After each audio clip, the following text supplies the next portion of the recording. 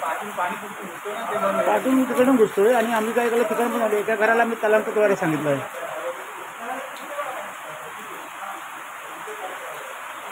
भाऊ एका ते वरच्या घर आहे त्याला आम्ही सांगितलं तुम्ही रात्री तर राहू नका म्हणून.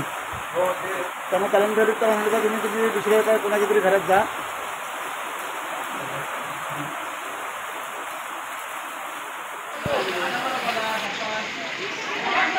कुंभारवाडा येथील दिलीप तळदेवकर यांच्या घरात सुद्धा पाणी शिरलेलं आहे. ते स्वतः झाडू घेऊन स्वतः त्यांची मिसेस आणि ते झाडूने पाणी घरात शिरलेलं आहे ते बाजूला करत आहेत.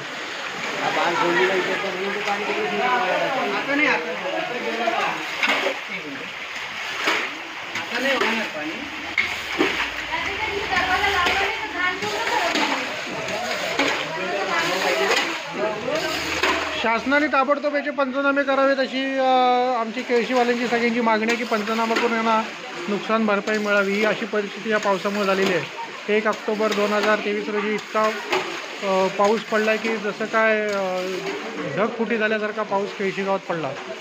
त्याच्यामुळे ही सगळी पूरजन्य परिस्थिती सगळीकडे इथे निर्माण झालेली आहे.